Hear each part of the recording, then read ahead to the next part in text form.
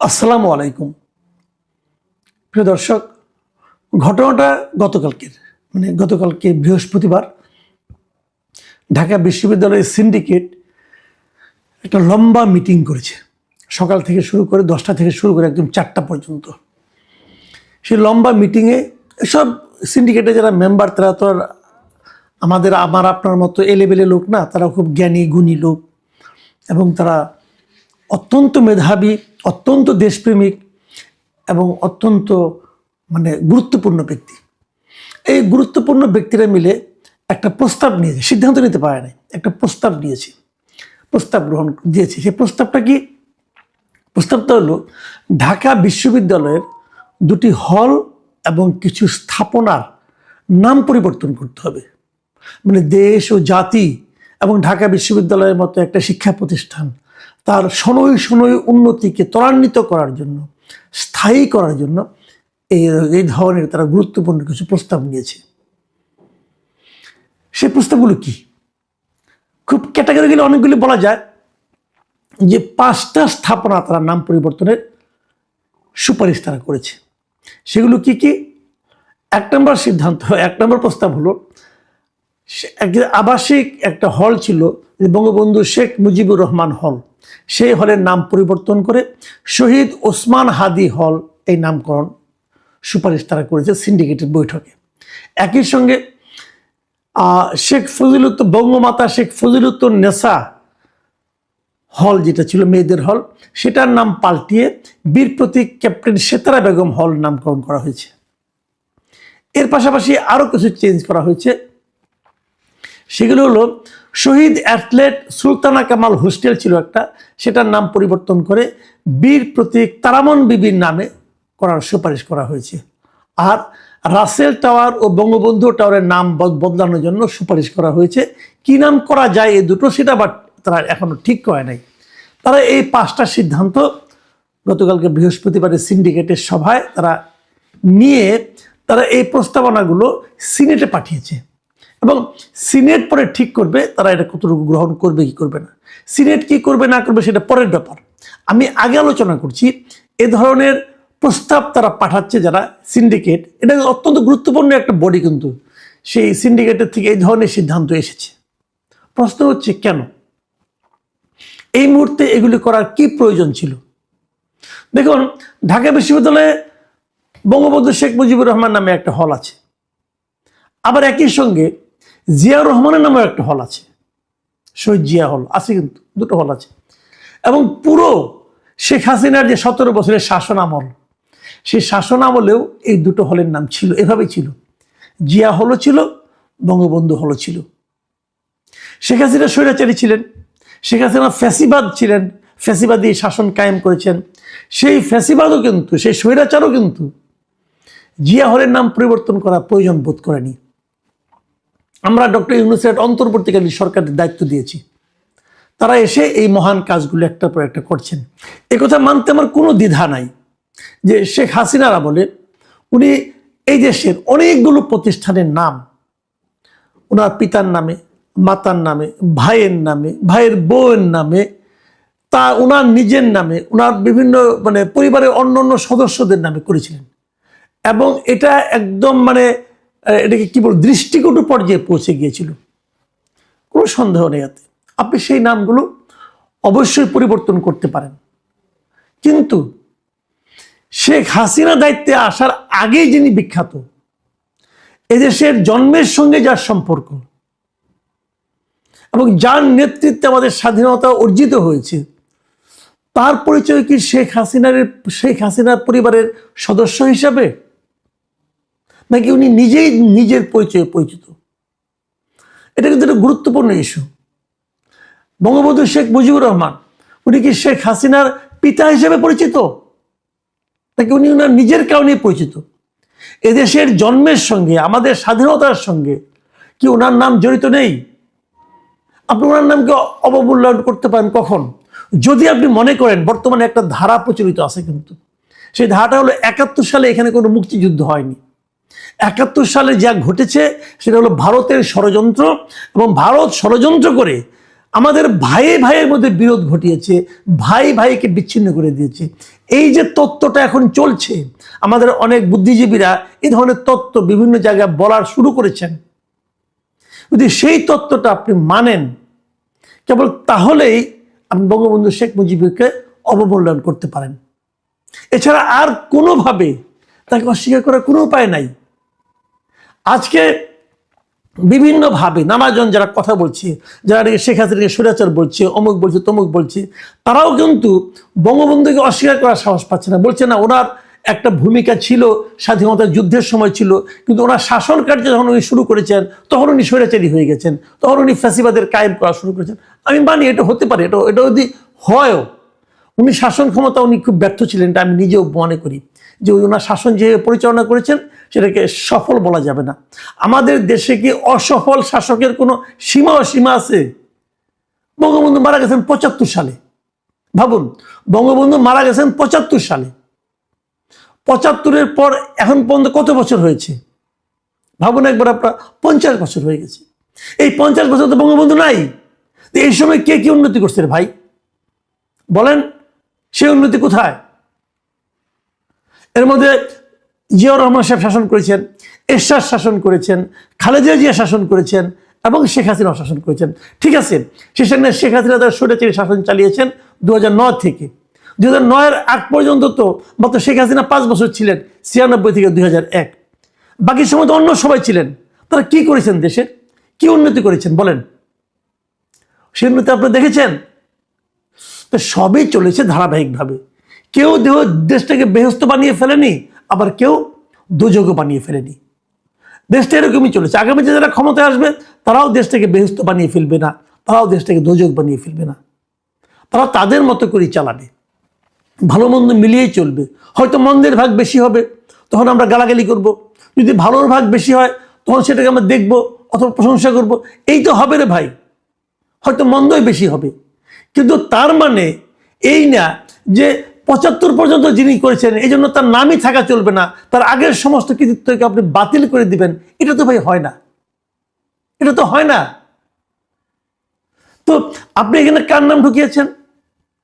হাদির নাম ঢুকিয়েছেন। হাদিকে আমাদের যে জুলাই আন্দোলনটা হলো গত বছরে, সে আন্দোলনের কি হাদি কি বীর সৈনিক ছিল? সে আন্দোলনের সময় ওসমান হাদির নাম কেউ জানতো? ওসমান হাদি তো তার পরিচয় নিয়ে ইনকিলাব মঞ্চে প্রথম ওনাকে আবার জানলাম যখন নাকি ৩২তম ভাঙা হয়, তখন ওই সময় উনি প্রথম লাইমলাইটে আসলেন যে একটা ৩২তম ভাঙা হবে। উনি নিজে ফেসবুকে আহ্বান করলেন এবং তারপরে একটা সাংস্কৃতিক মঞ্চ করলেন উনি। তারপরে ওনাকে নির্মমভাবে হত্যা করা হয়েছে। ওনাকে আততায়ীরা মেরেছে না কে মেরেছে এটা নিয়ে আলোচনা চলছে, নানা রকম গবেষণা হচ্ছে, তদন্ত হচ্ছে। হয়তো এক সময় বিচার হবে, হয়তো সত্য উদ্ঘাটিত হবে, আমি জানি না কি হবে। অবশ্যই তার মৃত্যু মর্মান্তিক। তার মৃত্যুতে দেশের সমস্ত মানুষ আহত হয়েছে, আমি নিজেও আহত হয়েছি। কিন্তু তার মানে কি এই যে বঙ্গবন্ধু শেখ মুজিবের হলের নাম পরিবর্তন করে তার নাম দিতে হবে? এর মাধ্যমে কি হাদিকে সম্মানিত করা হলো নাকি হাদিকে অসম্মানিত করা হলো? আমি বলছি কি হবে। একটা সময় আসবে যখন আবার দেখবেন বঙ্গবন্ধু নাম পুনঃস্থাপিত হবে, তখন হাদির নাম সরিয়ে ফেলা হবে। তাহলে হাদিকে কি করা হলো?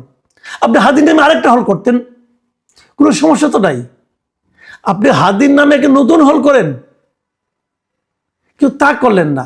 আপনি এমন একটা কাজ করলেন, এমন একটা কাজ করে হাদির প্রতি সম্মান দেখানোর ভান করলেন যে কাজটা আলটিমেটলি হাদিকে ওখান থেকে নামিয়ে দিবে। লাভটা কি হলো? মনে একবার হাদি একবার বলেছিল কিন্তু প্রথম আলো সম্পর্কে, যে প্রথম আলোর সামনে যে প্রথম আলোকে ধ্বংস করার দরকার নাই, পারলে আপনি আরো 10টা প্রথম আলো তৈরি করেন। কিন্তু এরাও কিন্তু সেই কাজটাই করলো, বঙ্গবন্ধুকে হাদির বিকল্প করার চেষ্টা করলো। ভাই, বাংলাদেশের ইতিহাস যারা জানেন, বাংলাদেশের ইতিহাস দিনে দিনে একদম কম হয়নি, কিন্তু অর্ধ শতাব্দী পার হয়ে গেছে বাংলাদেশের ইতিহাস। এই অর্ধ শতাব্দীর দীর্ঘ ইতিহাসে বঙ্গবন্ধুর মানে আপনার ১০ ভাগের ১ ভাগও কারো কোনো অবস্থান নেই।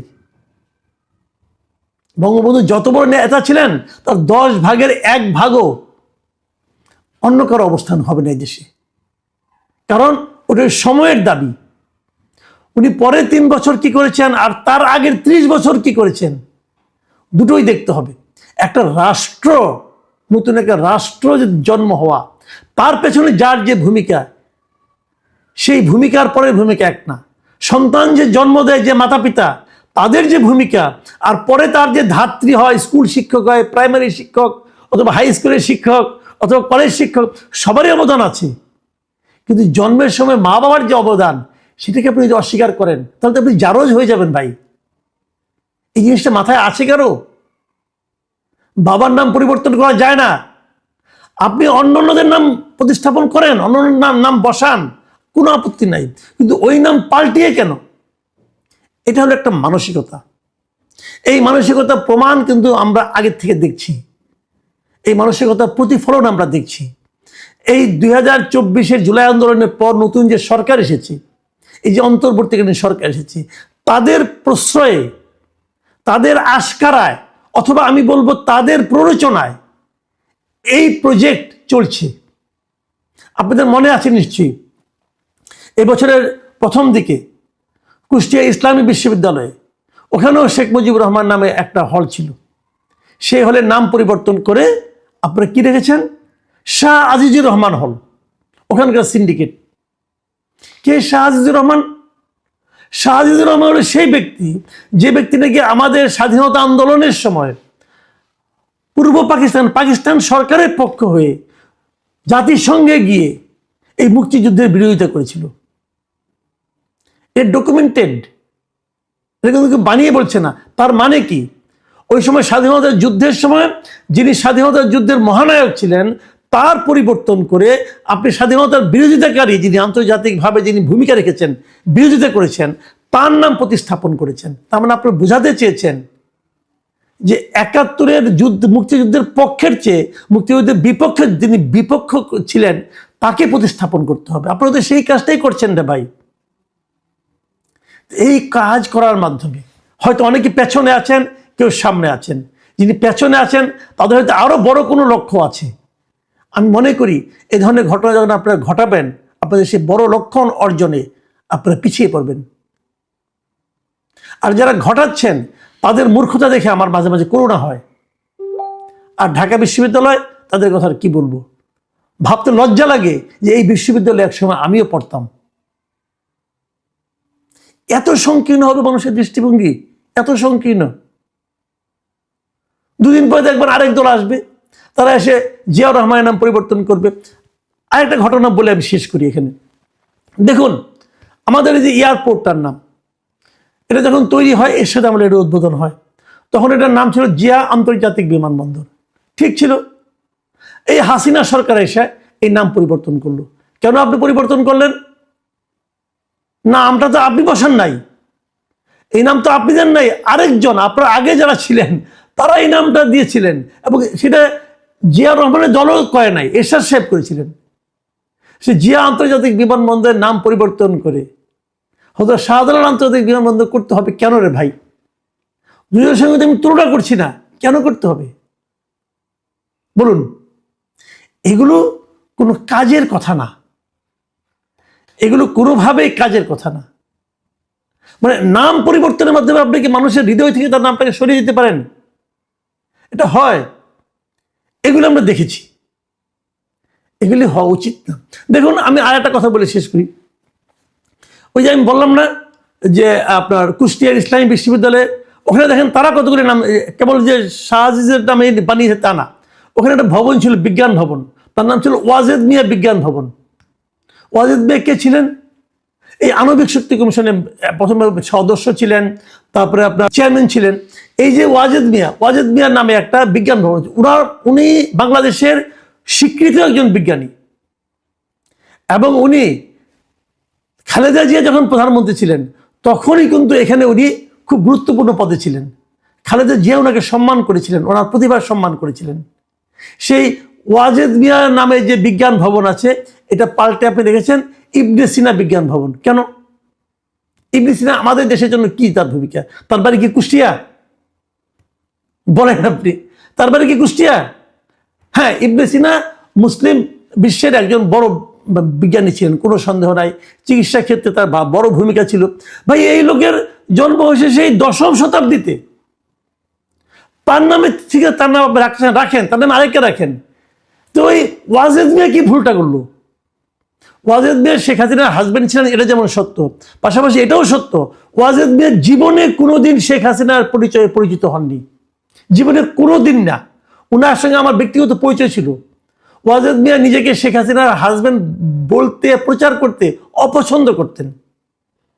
ওনার এতটা পার্সোনালিটি ছিল, তো তারটা চেঞ্জ করতে হবে। এই যে সংকীর্ণতা, এই সংকীর্ণতা একটা জাতিকে অগ্রসর করে না। পৃথিবীর কোনো সংকীর্ণ জাতি অগ্রসর হতে পারে নাই।